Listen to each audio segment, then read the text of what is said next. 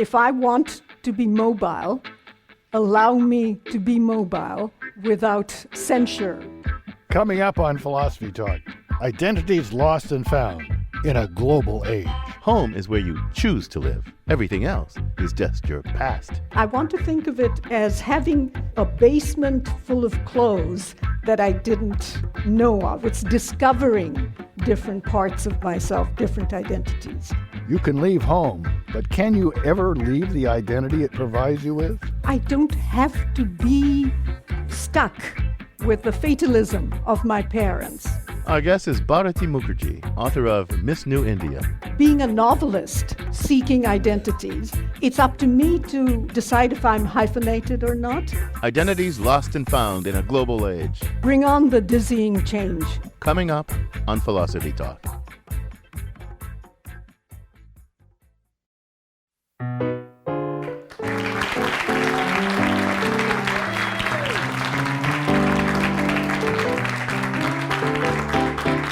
This is Philosophy Talk, the program that questions everything. Except your intelligence. I'm John Perry. And I'm Ken Taylor. Our show today is coming to you from the Marsh Theater, the Bay Area's breeding ground for new performance. But our thinking originates at that notorious university across the bay called Stanford. That's where Ken and I teach philosophy because we weren't good enough to get jobs at Berkeley. Welcome, everyone, to Philosophy Talk.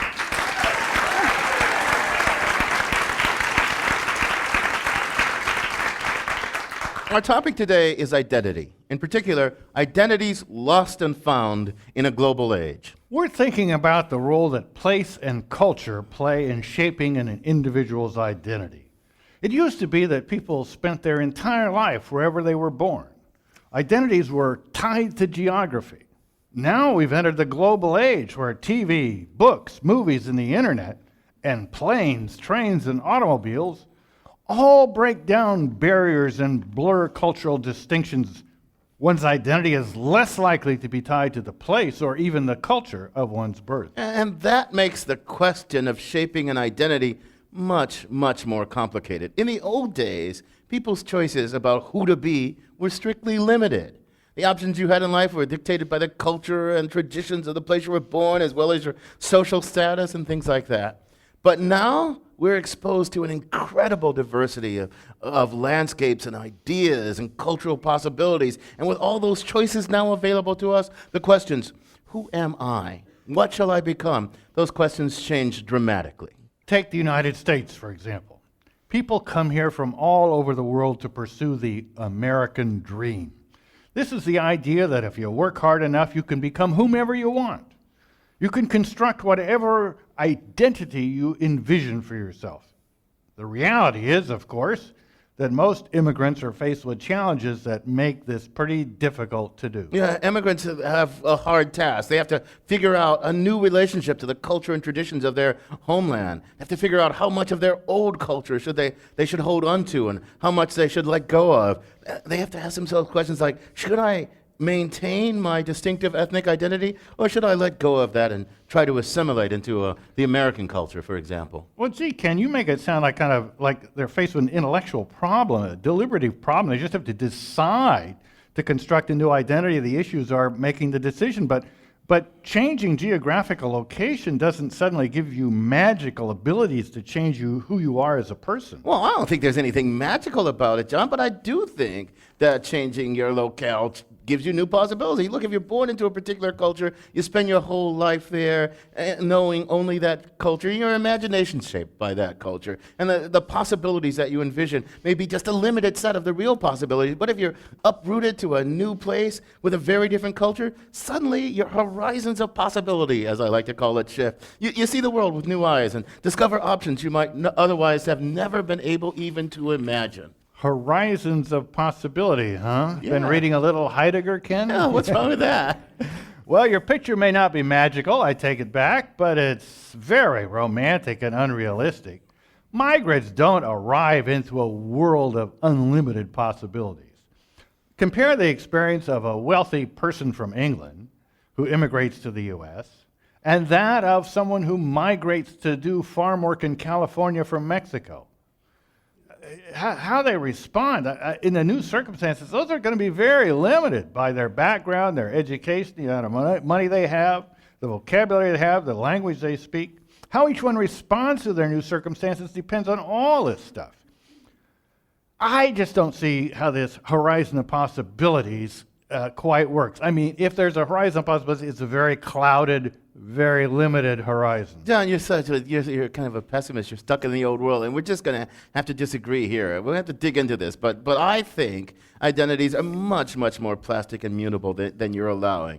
And I believe that changing geographical locations can bring about a radical transformation in your horizon of possibilities. But look, you don't even need to change locations anymore for that to happen. In the global age, we're exposed to so many disparate ideas coming at us through the internet and through all the global media that identities are just no longer fixed anyway. The virtual world has completely diminished the power of geography, of mere geography, to shape identity.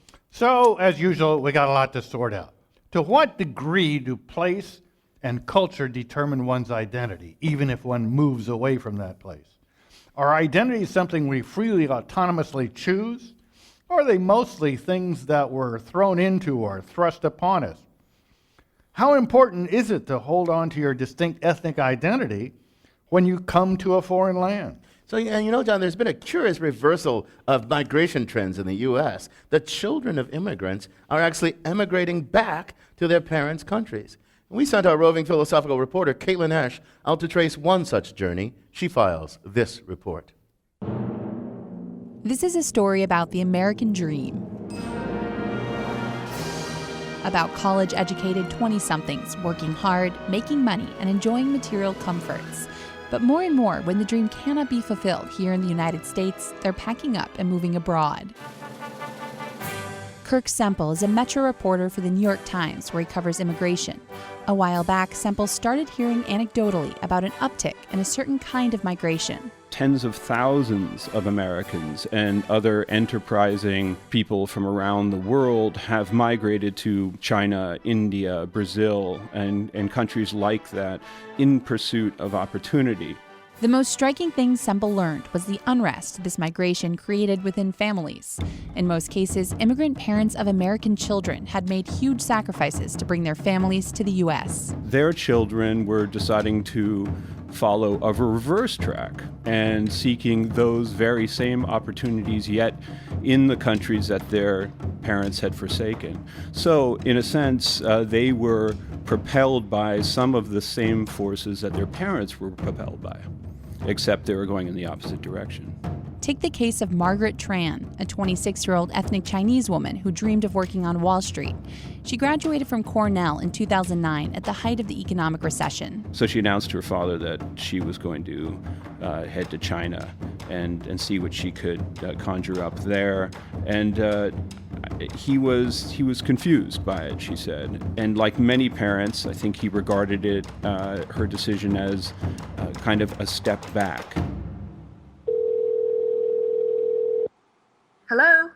Hi, Margaret. It's Caitlin. Hey. How are you? Hi, Caitlin. Fine, thanks. How are you? I found Tran on Skype. She works for a corporate consulting firm in Shanghai, where she helps bring new companies to China. Compared to what her friends are doing in the U.S., she says her work is exciting and she likes life there a lot. But Tran says that's hard for her parents to understand, especially her father. Even now, 3 years after being in China, he's still against the idea of me being here.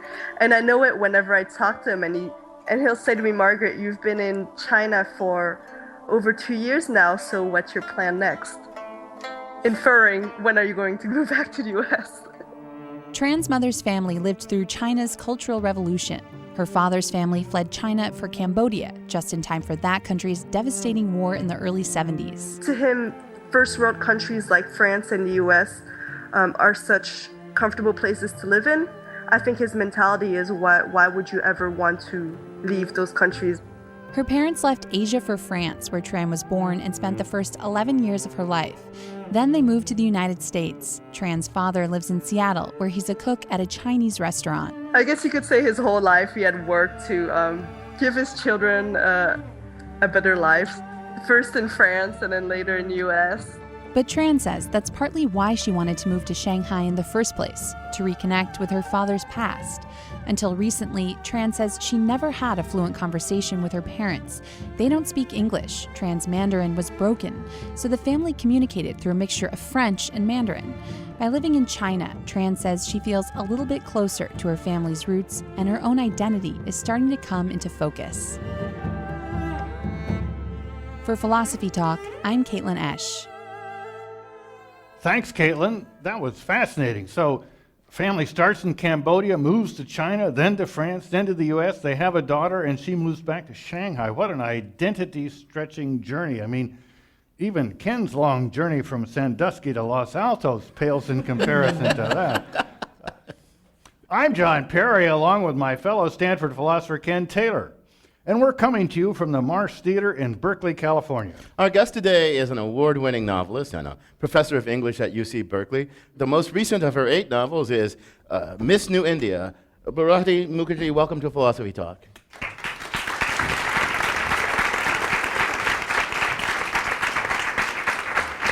Thank you very much. So, Bharati, you were born into a Bengali-speaking Hindu Brahmin family in Calcutta. Then you came to the United States as a young woman to study writing. Now, that clearly paid off. 8 novels later. So how did your personal experiences influence your thinking about place and identity? When I came to the Writers' Workshop, University of Iowa, I didn't know the concept of identity, let alone identity crisis and identity politics. I still don't know the Bengali word. My mother tongue is Bengali. Word for identity. But if I'd gone back to India after getting my degree and married the perfect Bengali Brahmin bridegroom that my father had picked for me, I would probably still think of myself as Bengali Brahmin, or a Bengali anyway. But I happened to have fallen in love with an American of Canadian parents in the Writers' Workshop classroom. And after a 2-week courtship, I got married during a lunch break. And suddenly, identity? Oh, goodness, what is this? So suddenly it was problematized for you. Yes. Wow, so from Calcutta to Iowa, and then bang. That's fascinating. Now, in the past 50 years ago, there's been a huge increase in mass migration around the globe. Has this changed the way that place shapes identity, and if so, how? Well, right now, I'm a new kind of member of a new kind of American family because my husband is part English Canadian, part French Canadian. And I was born, no kind of racial ethnic diversions in the Mukherjee family. And then my older son married a Catholic Irish American, German American girl from Chicago. And my son has adopted 2 little girls from China. And I say that this is the new face of the American family, and we can pick and choose what it means to be American. Your family sounds a little like John's family. Why don't you describe your family? Well, my family, we have 3 children. The third's adopted Afro-American, and my daughter married an Afro-American. So we have 10 grandchildren, 6 of whom are Afro-American, and this is, from kids who started out in Kansas and Lincoln, and if there was an Afro-American at our school, it was an event. And my wife is Asian American, and our son is biracial. So it is a complicated world of identity, and we've got the right 3 people here to dig deep and talk about the nature of identity in this global age. But in a way, it's simpler. I mean, because if you have this kind of family, you just realize a lot of things that other people worry about aren't very important. Except insofar as other people are worried about them, so they become important to you. We'll see how simple it is. This is Philosophy Talk, coming to you from the Marsh Theater in Berkeley. We're thinking about identities lost and found in the global age with author and scholar Bharati Mukherjee. In the age of the internet and of mass migration, how important is a person's cultural identity anyway? I mean, who really cares? Or should we try to hold on to our distinct cultural characteristics? Should we try to forge new identities, reinvent ourselves without regard to ancestry change? What's the right path to take? Identity and the demands of culture, along with questions from our live audience when Philosophy Talk continues.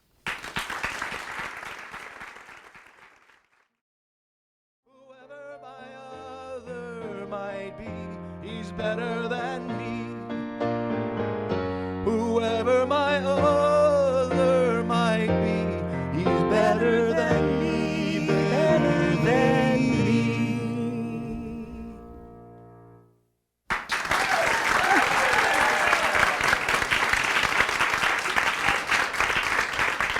Thanks to our musical guests, the Playtones. This is Philosophy Talk, and I'm John Perry. And I'm Ken Taylor, and we're discussing identities lost and found in the global age with novelist Bharati Mukherjee, author of her latest novel is Miss New India. Are you an immigrant to the U.S.? Were your parents or grandparents immigrants? What is your cultural identity? How important is that question to you? The microphone is open in the center aisle. So, Bharati, the way we were talking earlier, John said this is easy. He made it sound like identities are like clothes, something you can easily change. You can put them on or take them off to fit the weather. Other people think identities are deeply ingrained parts of the self that you just can't put off or take on just willy-nilly. What do you think? I think if I had landed not in the US, but in England or France as a graduate student, I would have said, no, you can't keep changing identities. America makes it much easier.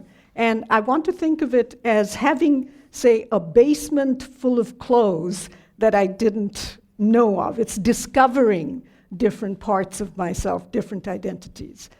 In Europe, if you are not born of a particular kind of, into a particular kind of French family, you're always going to be the other. I grew up not too far from the place in Iowa where you landed, in Lincoln, Nebraska. And, you know, when I first started going to Europe, much later in life, it was strange because lots of concepts that I'd only had a kind of a distant feel for suddenly were very alive. In the first place, people did look different. I mean, after a while, you could say, oh, he looks German, he looks Bulgarian. I mean, and they cared about it. But let me ask you a question now. Suppose instead of going to Ames or Iowa City, wherever it was in Iowa, suppose you had come to San Jose, where there is a lively Indian community, and you had been dropped into that. Would that have made your transformation easier or more difficult? More difficult, probably. In a tiny place like Iowa City of the early 1960s, it wasn't a frightening kind of problem of transition. What do I want to be? Who am I? And people were kind around me. Today's San Jose, I think, is likely to provide ghetto identities. And therefore, instead of being an individual in Iowa, like, how much American am I? How much Canadian am I? How much Bengali am I? I would have had an identity slapped on me. Yeah, and probably identity would say, well, if you're from India and you're living in San Jose, you must be a computer genius. Exactly, stereotype. And you might not fit that. That doesn't sound very ghetto-y, though. But look, I'm not sure. I'm not sure if you guys are making this too easy or what, because it seems to me, you said a basement full of clothes down there that you didn't always acknowledge. I agree in some sense that there are more possibilities than we realize.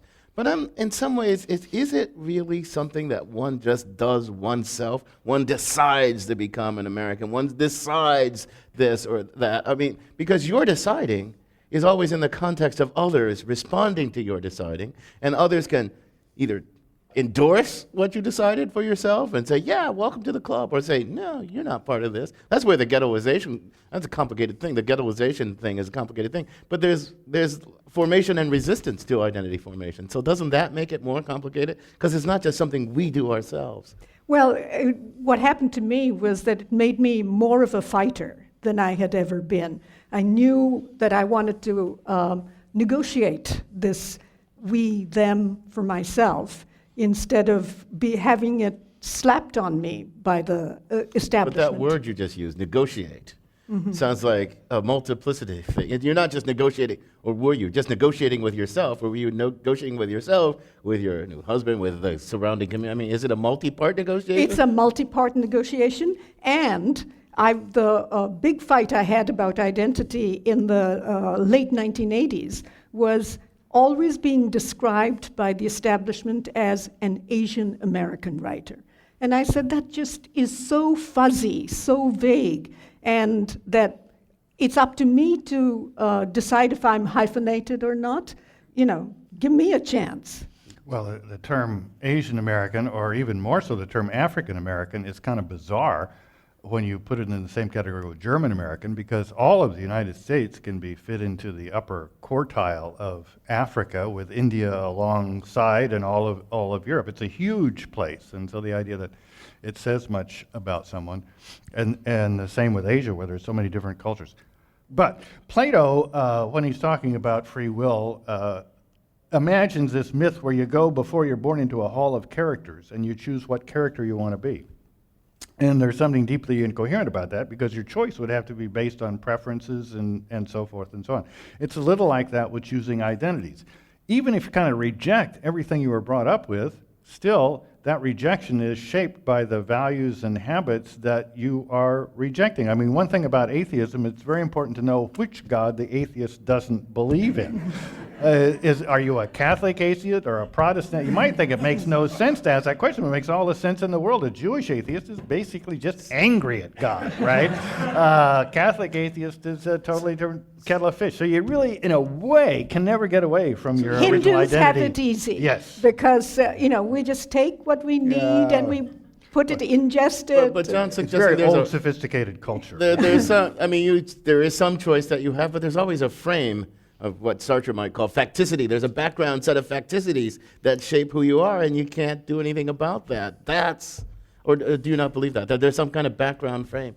Because if whatever you were an Indian expatriate choosing an identity. And that's different from, say, a European expatriate choosing an identity in the New World. The facticity is chromatism, the color, and race and mother tongue. But I want to think that being a novelist seeking identities is much easier than someone in Silicon Valley seeking identity. I can imagine myself into various roles. You're listening to Philosophy Talk. We're talking about identities lost and found in the global age with Bharati Mukherjee in front of a live audience at the Mars Theater in Berkeley, California. We've got some questions from that live audience. Welcome to Philosophy Talk, sir. Tell us your name and where you're from. And I'm state your Tom question. Merle, and I'm from cultureplaces.com, which is a docking station in cyberspace. A man of the new age. A little plug as it goes across the airwaves. Here in this room and up on the stage are what is normally referred to as elites. And as elites, we're very comfortable moving in and out of identities, going to not just ethnic restaurants, but going wherever in the world even. And this is the result of cosmopolitanism, that we've absorbed so many different kinds of attributes. But the problem that you have to face, and I would ask you about, is the problem of what Robert Putnam calls diversity, not in the good sense that we associate it with, but the mores, the values, the practices of the inner city and of areas where people are less educated, and how the more educated or the middle class turn their back on them, and how those immigrants, legal or illegal, simply stay within a cocoon or a silo. How do we bridge these cultures, which are real distinctive cultures, versus the universal culture that we're all comfortable with? Thanks for the question, Tom. Excellent question. What do you want to say about that? Well, I've tried talking to Silicon Valley successful immigrants of Indian origin about putting some of their philanthropic works into inner city communities, as opposed to exclusively sending their targeting their charity projects in the original home country. And I think that if you're going to call yourself an American and enjoy the benefits and suffer the losses of being an American citizen, then you should be investing in the inner cities of this country. But I think there's a deeper issue here. about the relationship of different classes of people to the possibilities for identity formation and the degree to which they hold on to identities or regard them as plastic. So this global elite that our questioner Tom was talking about, I think it's a real phenomenon. This global elite moving, Americans moving here, people from other countries moving there. It's just a free flow of people and ideas and culture and economies. I think that's a real phenomenon. But there are people who, let's say, us in the mobile elite would regard as stuck. Those stuck people regard their identities are still tied to a place and a time. And they often feel that their identity, their shared identities, their national or cultural identities are threatened by this cosmopolitan global elite. And so you get Patrick Buchanan-driven xenophobia and all this sort of stuff. I mean, what do you make about all that? I think that's all politicization. And that falling back on racial, ethnic, class identity is a way of reacting against. Education is going to solve those problems, and the investing of funds into inner cities. Like resistance is not because you feel that's who you are, but only because you're threatened. Let's take some more questions from our live audience. Welcome to Philosophy Talk, sir. I'm David Carr. I'm local here in El Cerrito, California. I've just finished reading New Miss India and love how you focus almost all your writing, I think all your writing, on immigrant experience. In this, she stays within the country and goes to an enormous cultural contrast from her home state in Bihar to Bangalore. The issue that I'm grappling with from reading it is she's lost in her narcissism and her ego, trying to find a ground and throwing herself completely open to the environment to take care of her. And where does this fit in the immigrant experience? Well, I think the new traumatizing and exhilarating phenomenon is internal migration from farm to city within a particular nation state. And I think it's also a generational divide that people who were stuck, like the ghetto population that we were just talking about, people who were stuck in their parents' traditional notions of behavior and identity suddenly find that they're free, they're loosened because of jobs being available through call centers, the globalization, money coming in from foreign sources. And I think also that it's all right in certain traditional societies like India to now say, I don't have to be stuck with the fatalism of my parents. I want personal happiness. We talk about stuck. You know, for some people, that place where the liberated person regards them as stuck, that's home, right? And this person who's departing from home is departing from the family that formed them, the culture that cradled them, and the people who stay at home can feel a loss, can feel deprived. The person who journeys from home can feel a loss, can be deprived. And if freedom is exhilarating, it can also be dizzying because the things that anchored your identity when you were in the place that was formerly home are no longer there. The cultures, the traditions, the norms. So is it just all good? I mean, you sound so optimistic. No, but it's not all. I mean, you pay a price. And we don't know how this is all going to turn out. But bring on the dizzying change. If I want to be mobile, allow me to be mobile without censure. When I was growing up, to move from one neighborhood to another in Calcutta, my hometown, meant that you're going to lose your sense of self, who you are. Culturally, you'd be very different, and it was considered a loss. Whereas right now, 20-somethings, like the protagonist Anjali in Miss New India, is saying, let me be loose. I'm a time traveler. Yeah. Let's take another question from my live audience. Welcome to Philosophy Talk, sir. My name's Quentin Hardy. I live in Berkeley. And my question's about the future of forgetting. We talk about taking on these new identities, and it might be moving to a new country, it might be adolescence, but those have always kind of involved giving things up, and kind of happily giving things up, connections, locations. But now, As we reconnect with people on Facebook, the kids are connecting for life on Facebook.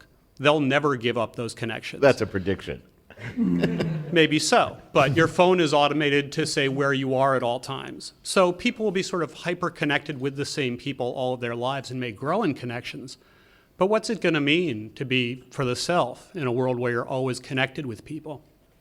I'm in favor of forgetting as much as possible. You sound like a very new world person. Although you were born in the old world, in the oldest part of the old world, you sound very new world. You know, I mean, and from reading your novel, I think India is going through this American-like moment where it's becoming, where the elites of India are becoming like Americans regarding identity as completely up for grabs. I can be what, but it's warring with itself in this way. Is that It's very right? much warring within itself. And as I said, we just don't know what the cost of this wanting and getting is going. Consumerism is rampant. Well, what if somebody said, well, you know, this is already very fine for the individual, but is it a good thing overall for cultures to kind of wither away as people don't feel like the culture is really part of their identity? I mean, cultures, the variety of cultures is what makes our world interesting. Will we all just be kind of 21st century Americanized, Facebook, boring?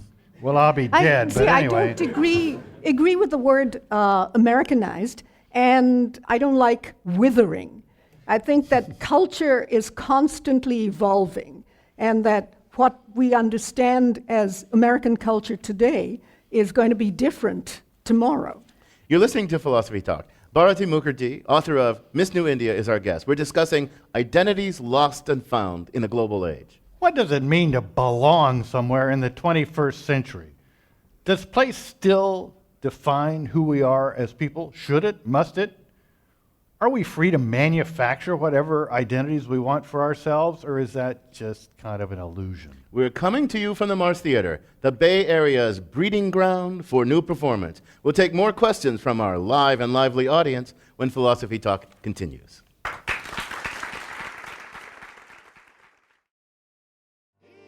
So very plain to see, she's got eyes. You're not the man you used to be. Bye-bye, baby, bye-bye. Bye-bye, baby, bye-bye.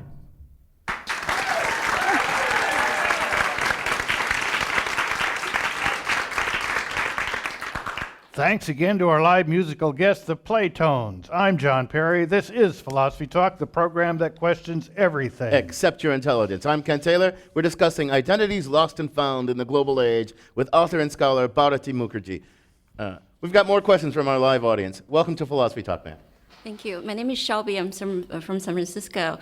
I recently attended a talk given by the great E.O. Wilson, and he talked about the homogenization of the humankind due to the ever-increasing cross-border travel and migration. Being an immigrant myself, I think the homogenization has a lot of positive sides.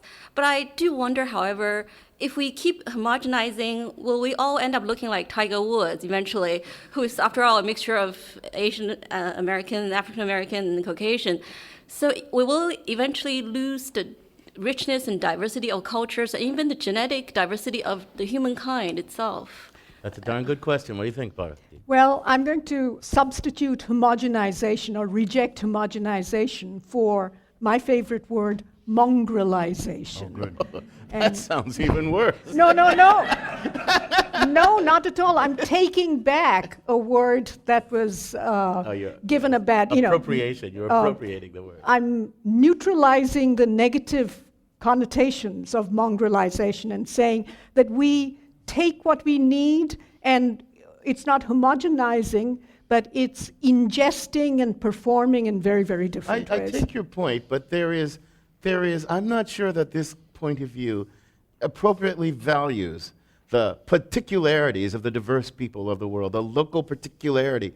I am a man of this or woman of that place, of this culture. My father and my father's father and my mother's mother were here, and they lived thusly, and I carry on some story that is part of their story. There's some value in having a Story, life. that's the important word, story. Like it's not about fact, but it's what we have narrated about the fact. No, I totally agree about that it's an exercise in self-narration, and some of the self-narration is mythical, but the myths that we tell ourselves, and they continue the myths of our family, of our culture, of our nation, there's some value in that. There's value, but it's also crippling in some ways. If you, say, go on Sundays to park in Tokyo where local people are doing their Elvis impersonation, it is very different from going to Memphis and watching Elvis impersonations. How we incorporate and then reproduce is culturally specific and then individual specific. John, you wanted to get in there. Well, there was an architect named Eichler who built a lot of Palo Alto, and he had a genius of making affordable kind of Frank Lloyd Wright inspired homes. Very important to Palo Alto, very important to architectural history, and he built one shopping center, and that shopping center has been now out of business for 10 years, and it's basically completely uninteresting, except that it's from Eichler. But they can't tear it down because it's a historically important building. And I say, for crying out loud, take $10,000, videotape every square inch of it, put it in the Palo Alto Library, and tear the damn thing down. And that's what I think what we should say about a lot of cultures. There's a culture that came out of the Great Plains, Nebraska, North Dakota, South Dakota, the western parts of those states, and it was a mistake in the first place. They never should have. They never should have been settled. It's disappearing. Is that sad? Yes, there were certain values that came out of there. The ability to tip over a Hereford or lasso. So tape it, write it down, write a novel, read Marie Sandoz, but don't sit around thinking it should be preserved. Well, let's see what some more questions from our live audience. Welcome to Philosophy Document. Thank you. Hi. My name is Sandra. I am from Oakland, California. And listening to this, my question is about language. In my experience, identity is shaped very strongly by language and or regionalism. As people integrate, they learn how, in any place, here or anywhere else in the world, they learn to code switch, to speak, as you mentioned, one way with their group and another way with a different group. We do it with our job. So I was hoping you could talk about that a little in relation to identity. Thank you. I didn't hear a word of English up to age 8. And then suddenly my family packed, mom, dad, and the 3 daughters, went off to England and Switzerland for a period of 3 years. And that's where I started learning English. And I didn't, and now it's like my stepmother tongue, even more powerful than mother tongue when it comes to writing fiction, as opposed to thank you letters. It seems to me that language is very, very important, not inherited language, but also imposed by colonialism. If I had grown up in a German colonized country, I would be more German-speaking than English-speaking. So there are certainly limitations and expansions imposed by the language. But let's compare cultures to language in a certain sense. A lot of linguists are in the business of trying to preserve dying languages. There are these languages that are spoken by fewer and fewer people in the world, and the population of the world's language, the number of languages, is diminishing. And to many people, to me, it seems like a sad thing. I think biodiversity is a great thing, and the world and the loss of species is a sad thing. Sad thing for the Earth. It's not just a sad thing, it's a kind of potentially disastrous thing.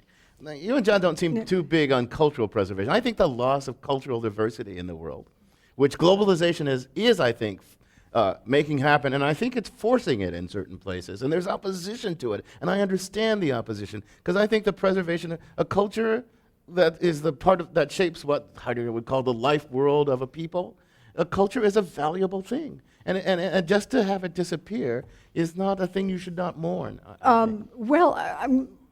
want to mourn, but it's a matter of museum, keeping things in museums. What if the people who don't have written language want to move into the 21st century, you, because you are privileged or because you're a scholar, anthropologist, insist on keeping them in there. I mean, I want to preserve the language, but not fix. I don't want to shackle them with formations. I want their formations to be able to grow and decay like formations, cultural formations do. But I still think there's something valuable in the extant life cultures that shape people's life world. But let's get some more views from our live audience. Welcome to Philosophy Talk, sir. Hi, my name is Peter. I live in Berkeley now, but I'm originally from Canada, where multiculturalism essentially amounts to almost a national ideology in Canada. As you know, you've lived there for a number of years, and we're always raised, Canadians are raised being told that Canada is a multicultural country, unlike the United States, which has this ideology of the melting pot. And I've heard that you had rather unhappy experiences in Canada, and so is there something Canadians could learn, or do you think that these are just slogans, multiculturalism and melting pot, or what are your insights on that? The way that I understand multiculturalism as practiced in Canada, it was a bureaucracy created in the 1970s. And Canada's officially bilingual, bicultural, meaning English and French. As long as the multiculturalism recognizes the equal value of all cultures, instead of having a vertical Western Europeans at the top, then Scandinavians and Indians and Africans at the very bottom. Then, if it's willing to recognize equal value of all cultures, I'm happy for it, but also let the individual decide to what extent you want to preserve your culture. Suppose the cynic said of Canada that, well, they had this problem with the French, and they had to cave into the French, the Quebecois, but the only kind of honorable way to do it was to invent a complete philosophy that pretended that, it's not just the French, but, everybody else, the Japanese Canadians, the Indonesian Canadians, the California Canadians, well, not them, is entitled to preserve their culture. It just turns out the French are the only ones that we really need to cave into.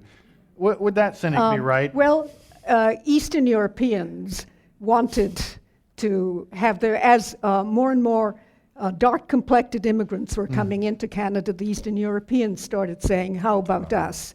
And I think that the government then made this policy, established a Ministry of Multiculturalism, Directorate of Multiculturalism, etc. And, mosaic is wonderful as long as I'm not at the bottom. My culturally Indian or being dark-skinned doesn't put me at the very bottom.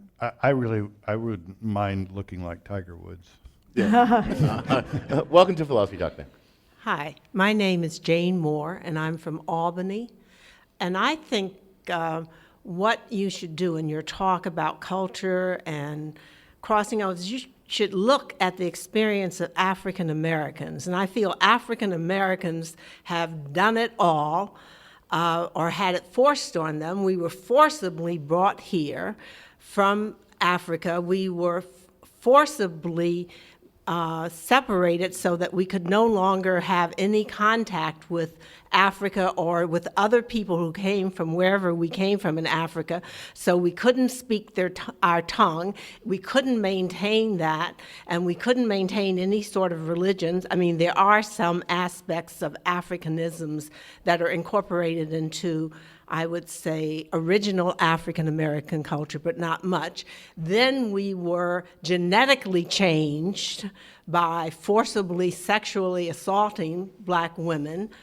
And then we had this migration from the south to the north, and then migrated again. Some people are now migrating again. So I feel that African Americans have done it all, and we should be a model, or you can look at us as a model for how cultures interact and what happens, how people can react to cultures. I think you're making a deep and important point, and I want to add on to it. Because this thing I said about mythical formations shaping a life world, there are lots of people who believe race is an empty concept, biologically speaking. But the racial identifications play this deep role in shaping a collective life world of African American peoples. And to say, well, just let it go, is a problematic thing, I think, is a deeply problematic thing. But we got one last question from our live audience. Hi, I'm Crystal Simon from Oakland, California, and I'm conscious that when I am a Californian, native Californian, when I'm in the Midwest or other places, I'm very clearly a Californian. When I'm in Europe, I'm very clearly an American.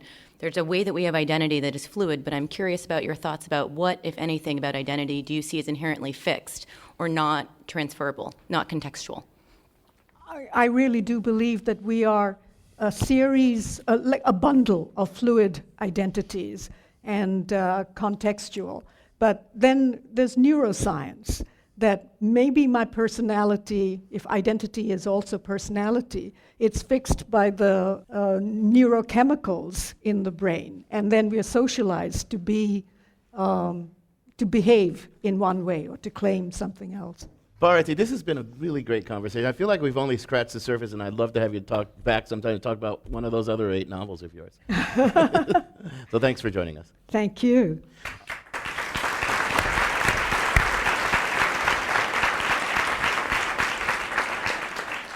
Our guest has been Bharati Mukherjee. She's a professor of English at UC Berkeley. Her latest novel is Miss New India. This conversation continues on our blog, theblog.philosophytalk.org, where our motto is cogito ergo blogo. I think, therefore I blog. You can also find out more by visiting our very active Facebook page, and you can follow our tweets on Twitter. There's a weekly podcast of Philosophy Talk that you can get for free. The way you do that is you go to our website, philosophytalk.org. Now, to indulge his wanderlust for speed, Ian Scholes, the 60-second philosopher. Ian Scholes. Identity is supposed to be fluid, but I'm not so sure. My identity seems pretty frozen. What it is, however, is harder to pin down. I have no idea who I am until a moment comes that reveals myself to myself. It's not so much a revelation of who I am, but who I could never be. When I was much younger, I bought a pink Ford Mustang convertible, used, of course. I thought at the time, what a cool car. But every time I got behind the wheel, an extreme rush of self-consciousness washed over me. I felt like people were staring at me, like, who does that guy think he is? Every time I parked the thing and got out of it, I felt clumsy and inappropriate. It got to the point that I just leave it parked and walk or take cabs or the bus. Finally, after several months, I sold the car and bought a used Escort. Now, certainly I wasn't Steve McQueen in Bullet, but there's no rational reason I couldn't wheel my Mustang around town like other young Turks. Radio cranked, top down, shades in place. But the cruel truth was, I realized, I was not a Mustang guy. In fact, I was not a car guy. I don't like cars. I don't much like driving. It's a cruel thing to discover about yourself. I will never own an Aston Martin or a Jag or a Mercedes. If I ever buy another car, it will be nondescript, with adequate legroom and a spacious trunk. But what else won't I know about myself until I know it? What else can't I be? Can I wear cowboy boots? I think so, but I'm not sure. Can I wear a bow tie? No. Shudder to think about it. Can I wear a baseball cap? No. A beret? Good God, no. Hooded sweatshirt? Definitely. Got 6 of them. Could I ever order a meal in French? I doubt it very much, even if I knew French. Would I ever own an iPad or an iPhone? No. Too much touching. I don't want appliances you can caress. Fedoras? Yes, I have 6 of them. I already know I can't listen to music on headphones. It makes me nervous. I can't have an aquarium. Can't wear yellow shirts. I don't like stripes or neckties with patterns. I don't wear polo shirts or sweatpants or blue jeans or flip-flops or sunglasses or turtlenecks. I can't stand wall-to-wall carpeting or fluorescent lights or overhead lights. And as I begin my slow lurch into old age, I wonder, will I be the kind of old man who buys ice cream for the neighborhood or the kind of old man who says, you kids get off my lawn? I would think the latter, except, well, I hate lawns. I think they're stupid. But that's just me. Whoever that is, I gotta go.